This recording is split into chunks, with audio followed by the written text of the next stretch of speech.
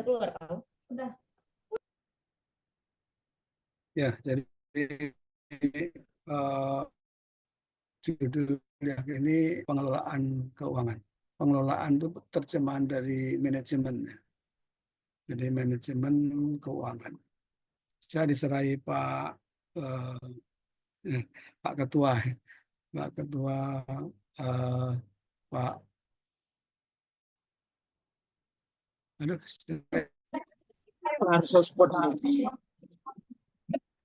Pak Wahyu, Pak siapa?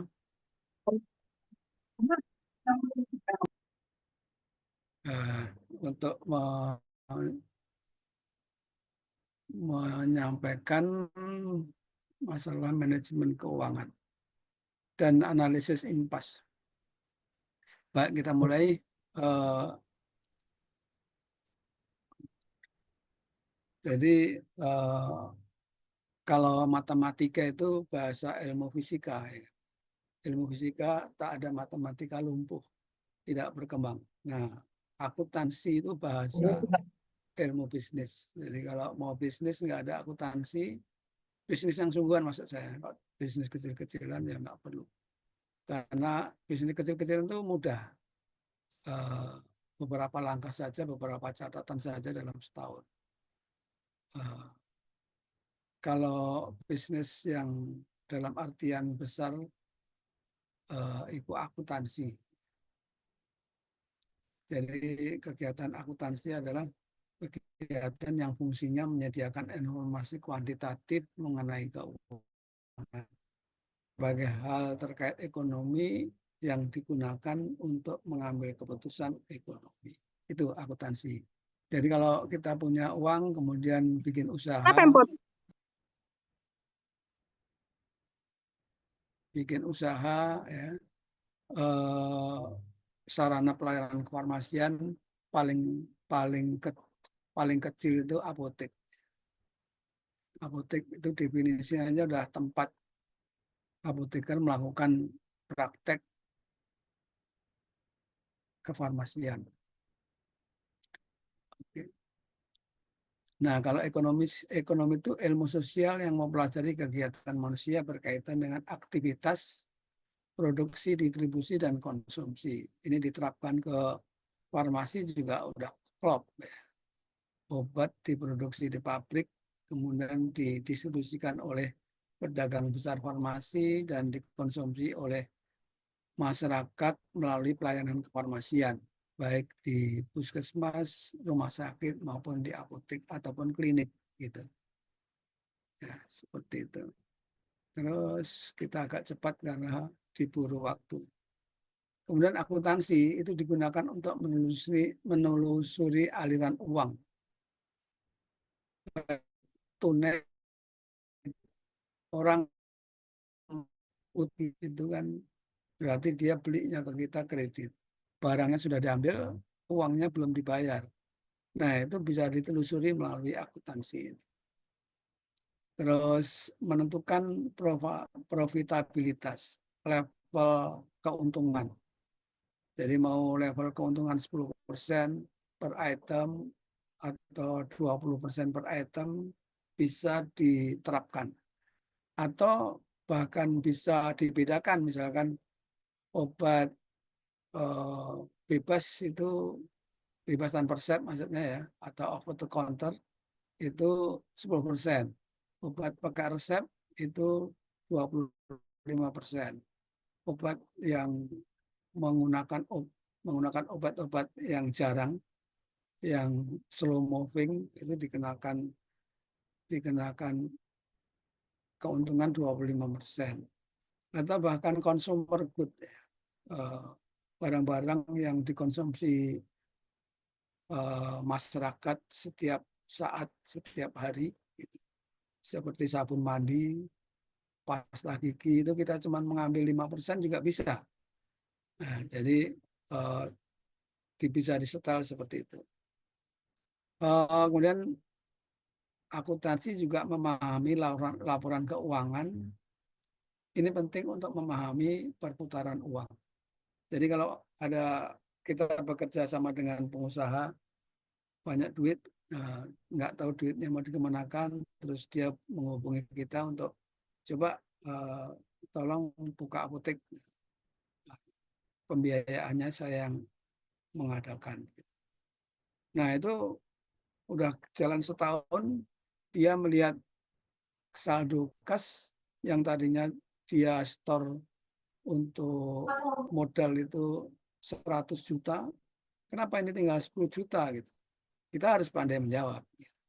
Dari laporan keuangan tuh nampak tinggal 10 juta karena yang ini bentuknya berubah jadi ini, yang ini berubah jadi begini gitu. Ya. Nah, terus eh, laporan keuangan disusun berdasarkan prinsip-prinsip dasar akuntansi supaya nyambung dengan yang di atas ini.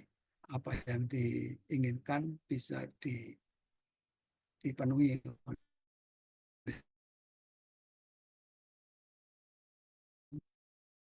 Memang mau ya, ini khas ya.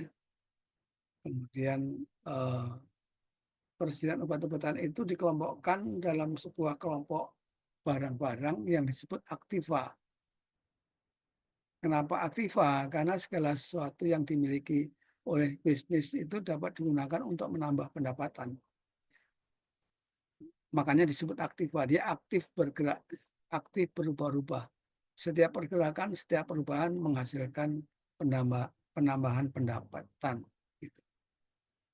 Nah, di sektor lain, di sebelahnya itu ada yang disebut pasifa. Pasifa itu tidak bergerak-gerak lagi. Dia merupakan eh, asal dari aktiva diperoleh. Jadi nanti kita kita akan mengenal neraca. Neraca itu sebelah kiri ada aktiva, sebelah kanan adalah pasifa. Ini selalu berimbang. Jadi kalau neraca itu tidak berimbang, aktiva lebih berat dari pasifa, itu ada yang salah dalam hitung itu. Nah, seperti itu ya. Nah, terus kenapa semua pergerakan itu menghasilkan pendapatan? Karena apotek itu melayani masyarakat terkait obat, terkait kebutuhan obatnya. Obat kita beli dengan harga neto apotek HNA. Nah, ditambah dengan beban yang di apa diundang-undangkan oleh pemerintah namanya PPN, pajak pertambahan nilai. Sehingga kita membeli eh, obat di agen di PBF ya, pedagang besar farmasi sejumlah HNA rupiah gitu. Nah, kita membayarnya HNA plus PPN. PPN-nya itu sekarang 12%. Tadinya hanya 10%, kemudian pemerintah butuh butuh uang. Tambahlah 1% menjadi 12, menjadi 11%. Sekarang butuh uang lagi ditambah 1%. Totalnya jadi 12%. Ini menjadi beban masyarakat.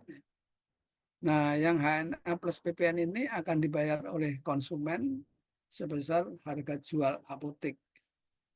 Tadi harga neto apotek, sekarang harga jual apotek. Harga jual apotek itu besarnya harga neto apotek plus PPN plus margin. Margin itu kata lain dari keuntungan. Jadi kan HNA plus PPN dijual kepada masyarakat, HNA plus PPN juga sama. Nah, ini namanya harga modal. Nah, untuk supaya kita tidak menjual dengan harga modal ditambah margin. Seperti itu. Kemudian ada istilah-istilah dasar yang harus kita pahami. Ini jadi mendapatkan uang yang digunakan untuk memiliki aktiva memerlukan pembiayaan. Nggak gratis-gratis saja terus tiba-tiba simsalabim eh, lahir aktiva nggak bisa. Aktiva itu harus dicari berapa nilainya, terus kita mencari pembiayaan untuk nilai itu gitu. Bisa tabungan kita buka gitu. Kalau aktivanya perlu 25 juta, tabungan kita pas 25 juta, kita bayarkan untuk aktiva ini. Ya. Bisa juga kok untuk menutup pembiayaan Aktiva ini merupakan campuran dari uang sendiri plus hutang, gitu. Dengan hutang di bank. Kita punya 10 juta, kemudian hutang di bank 15 juta, tertutuplah kebutuhan Aktiva 25 juta itu.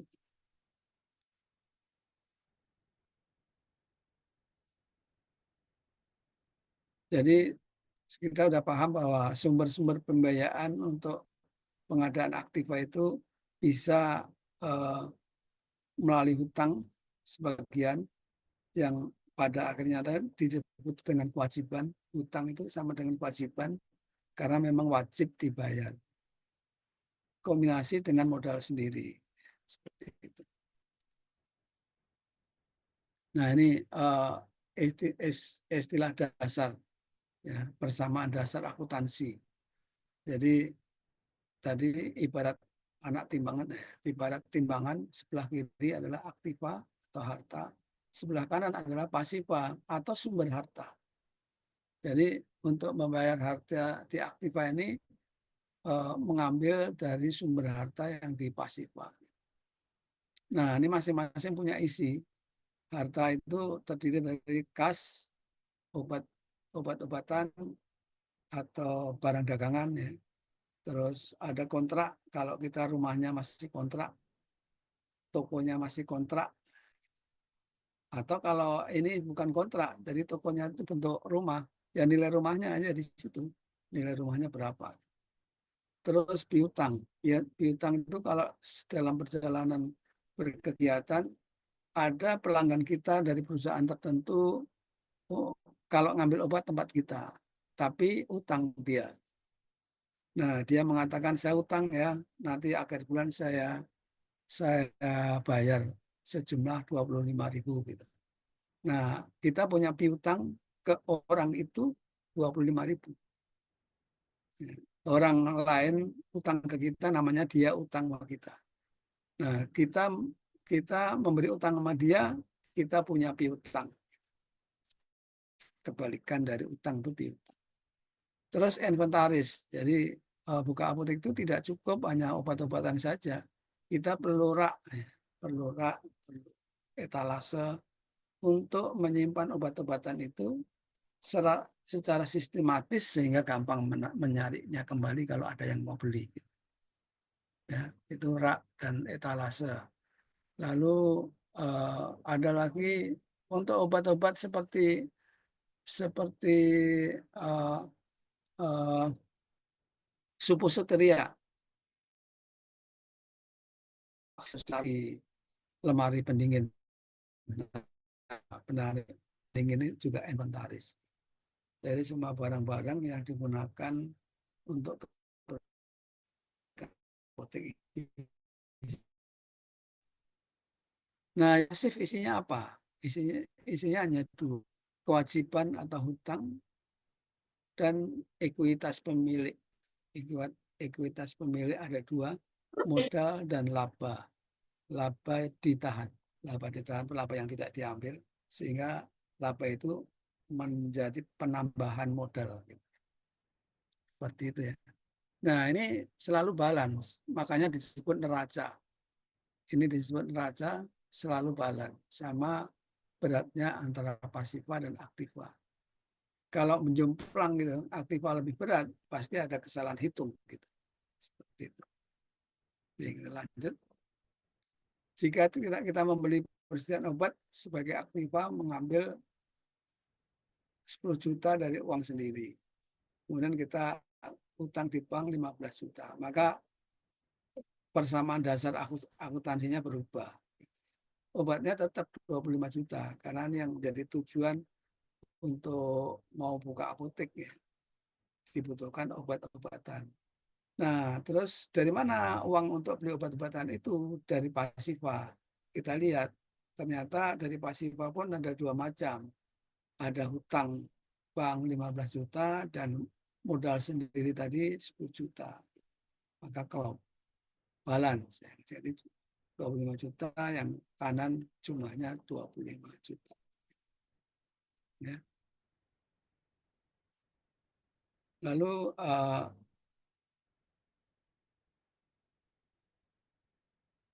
maka ada rumus, ya. Aktiva itu sama dengan modal pemilik plus kewajiban. Modal pemilik plus kewajiban itu nilainya sama dengan aktiva. Cuman modal pemilik dan kewajiban itu barangnya sudah nggak ada. Di pasif itu sudah nggak ada barangnya. Eh, Mana uang yang saya setor, kata investor itu kan. Loh, Bapak setor berapa? 10 juta. Mana? Sudah nggak ada barangnya. Oh, apa, uangnya itu sudah berubah jadi obat gitu. Menjadi aktiva yang antara lain berupa obat. Seperti itu. Makanya dikatakan pasifa, eh, jumlah nilainya ada, tapi barangnya sudah nggak ada. Oke.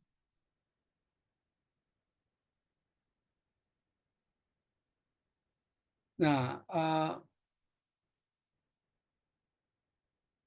udah setengah jam. Ini nanti dibaca sendiri, sumber modal itu modal sendiri dan kredit tadi dah. Nah, sumber kredit itu bisa macam-macam. Ada bank, ada teman sendiri, ada pedagang besar farmasi. Jadi tempat kita belanja obat itu, kalau kita sudah dipercaya, dia lebih suka kalau kita kredit, kita utang. Karena kalau setiap kali beli, kita bayar itu ribet mereka menerima uangnya itu. Jadi pedagang farmasi itu termasuk satu institusi yang bisa meminjami kita, menjadi tempat kita berhutang dalam bentuk barang.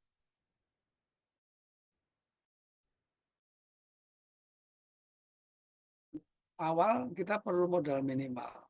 Apa saja yang dibutuhkan ini? Eh, ada aktiva tetap berupa tanah, bangunan, dan inventaris. Nah, kalau tanah dan bangunan terlalu mahal dengan modal yang kecil, kita bisa sewa. Seperti tadi dikatakan, kita hanya setahun, setahun ini apa bagus, bakalan dinaikkan tuh kontraknya. Jadi kontrak itu minimal 3 tahun. Terus inventaris tadi, berbagai-bagai barang digunakan untuk perputaran atau berkegiatan berapotek gitu. Terus aktiva lancar. Aktiva lancar ini aktiva yang paling lancar, kecuali uang itu perbekalan kesehatan atau obat-obatan. Dengan syarat ketika kita membeli obat-obatan itu tidak asal murah saja gitu, tapi harus melihat barang itu laku atau tidak. Ya, seperti itu. Terus biaya awal, jadi sewa gedung, renovasi gedung itu merupakan biaya yang harus dikeluarkan dari awal karena kita mau membutuhkan ruangan untuk menyimpan obat dan tempat untuk melayani pasien. Lalu kas, kas itu uang kontan yang ada di tangan maupun ada di bank. Jadi kalau kita punya uang kontan 100 juta gitu, uang kontan 100 juta, eh, kita harus memasukkan ke bank dan kita mengambilnya sesuai dengan kebutuhan saja melalui melalui apa, instrumen keuangan gitu ya, seperti cek, giro dan seterusnya.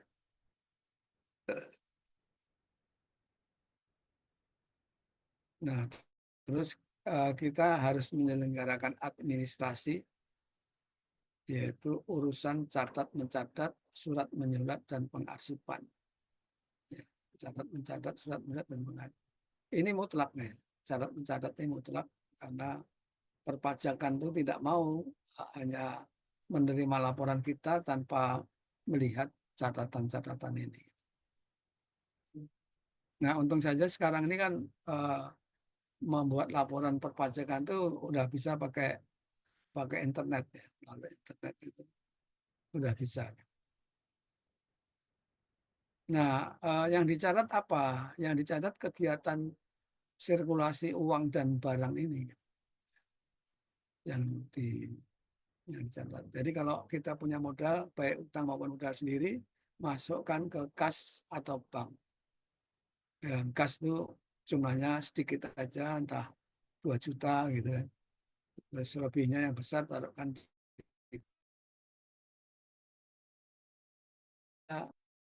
awalnya, gitu.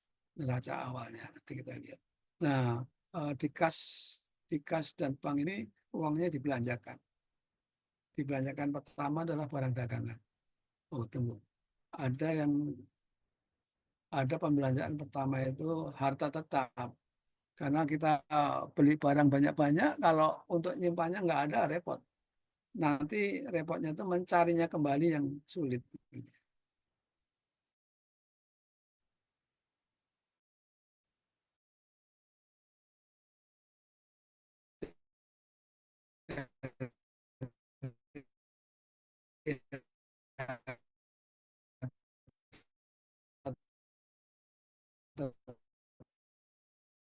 Tetap nih, rak, rak barang, rak objek, dan berlangsung. Itu kredit. Jarang jarang kita diminta untuk membayar kontan, itu jarang. Kecuali kalau kita sudah nggak dipercaya. Jadi barang dagangan dibeli itu kita dikenai PPN ketika bayar dagangan itu 12%. Ini disebut dengan PPN masukan. Jadi ini berupa uang nih. Jadi ada faktur pajak itu harus dikumpulkan karena ini uang, ya, uang yang akan diperhitungkan di jatuh temponya itu kapan, gitu. Pasti akhir tahun, gitu, diperhitungkan di sana seperti itu. Nah, barang dagangan masuk, kemudian barang dagangan dijual, ya. Dijual eh, ini sebaliknya konsumen itu membayar PPN ke kita, gitu. Disebut PPN keluaran. Kalau yang tadi PPN masukan. Jadi di akhir periode masukan dan keluaran itu diperbandingkan, gitu. Normalnya itu keluaran lebih besar dari masukan, sehingga selisihnya itu harus dibayarkan ke kantor pajak, ke kantor penerimaan uang. Wah, waktunya udah tinggal 5 menit. Itu ya. Terus eh,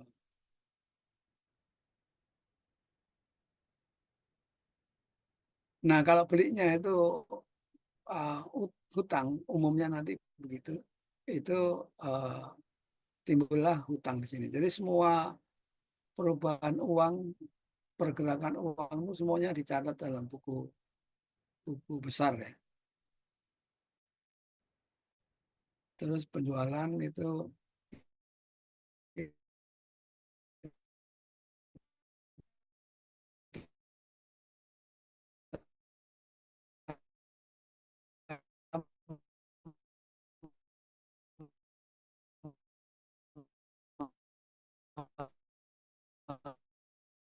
mengutip PPN dari itu karyawan minimal.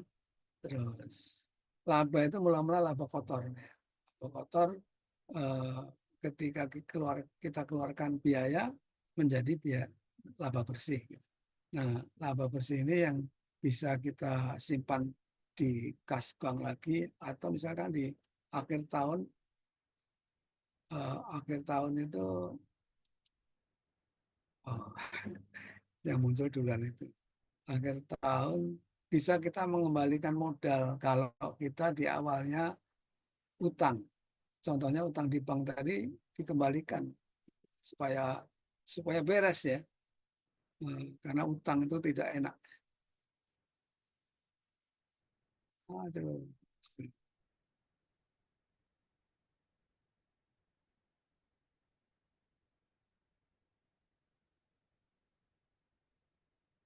Biaya, biaya itu paling besar adalah gaji. Gaji itu kalau masing-masing orang itu juga wajib pajak. Kalau penghasilannya di atas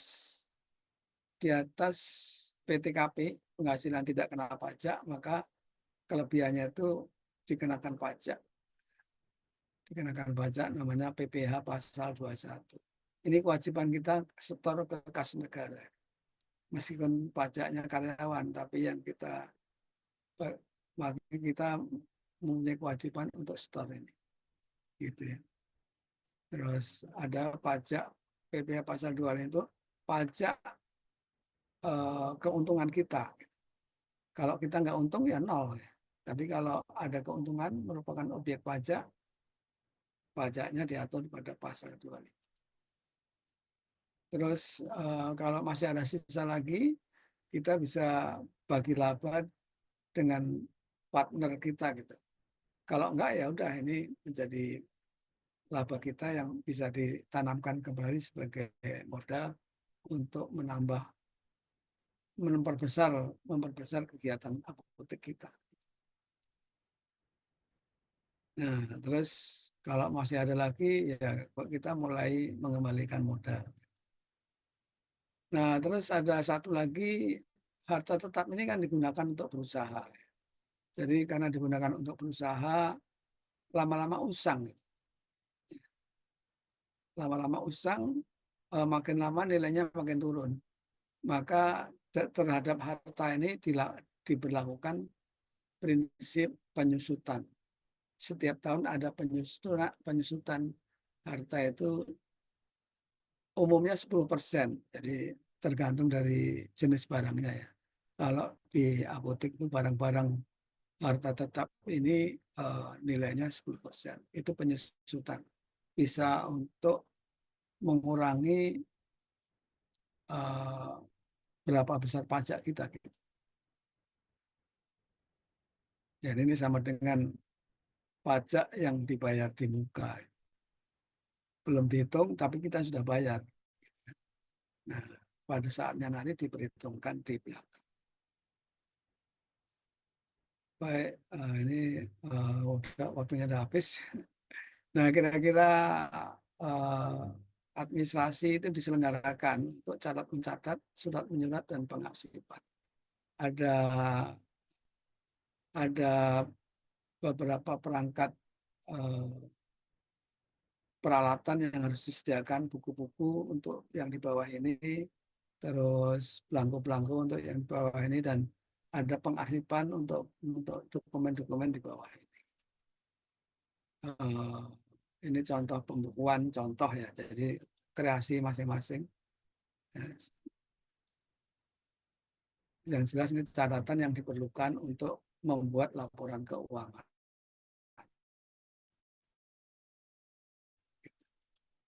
Nah, seperti ini strukturnya administrasi, terus ada arus kas. Jadi ada buku kas itu pergerakan mengalirnya air itu arus kas ya. Terus transaksi keuangan itu harus ada laporan keuangan yang disebut dengan neraca dan laba rugi. Kemudian ya habis. Oh enggak. Ini contoh ini contoh laporan kas. Tiap hari dicatat ya. Catat, terus ada posnya masing-masing gitu. Ini ini contoh yang saya ambil dari apotek rumah sakit punyanya farmasi itu yang digusur sekarang pindah tempat. Nah, terus ini contoh mengerjakan membuat laporan keuangan. Terus ini neraca yang dibuat. Ini neraca awal. Jadi modalnya 1 juta 1 juta. Terus eh, ya ini nggak ada waktu lagi. Nanti disambung minggu depan. Nanti ini saya kirim kira-kira. Nah ini apa? eh, apa namanya? Transaksi-transaksi ya, transaksi-transaksi ini kemudian dikelompok-kelompokkan, pada akhirnya dari kelompok-kelompok ini di paling bawah ini adalah nilai-nilai yang bisa menyusun neraca neraca. Ini contohnya. Ini apa kas ya, kas itu saldo akhir tahun. Terus ini piutang terus ini kontrak rumah, terus ini nilai obat-obatan, inventaris, kemudian ini masuk ke hutang, terus ini masuk ke laba bersih dan modal. Nah, ini setelah dimasukkan ke ini neraca ini, jumlah masing-masing harus klop. Kalau ini tidak klop berarti ada kesalahan. Nah, harus dihitung ulang. Laba rugi itu ada strukturnya juga seperti ini. Data tadi memberikan hasil akhir laba rugi 3,5 juta. Ya, ini ada catatan-catatannya gitu ya. Nanti dicermati di rumah. Oke, kalau ada waktu ini ada PR. PR. Ya, ini saya belum bisa, yang dari ini 2 SKS menjadi 1 SKS, belum bisa mengurang-urangkan sedemikian rupa. Baik, waktunya habis. Kita sambung ke Selasa depan. Mudah-mudahan tidak hujan dari pagi sehingga saya bisa datang ke kampus ya. Ini selalu tertutupnya apa ya? Oh, ini karena direkod ya. Stop share. Kemudian saya duluan live ya. Selamat siang dan Assalamualaikum warahmatullahi wabarakatuh. Waalaikumsalam Waalaikumsalam warahmatullahi wabarakatuh. Terima kasih banyak, Pak. Ya, sama-sama. Saya live dulu ya. 1, 2, 3.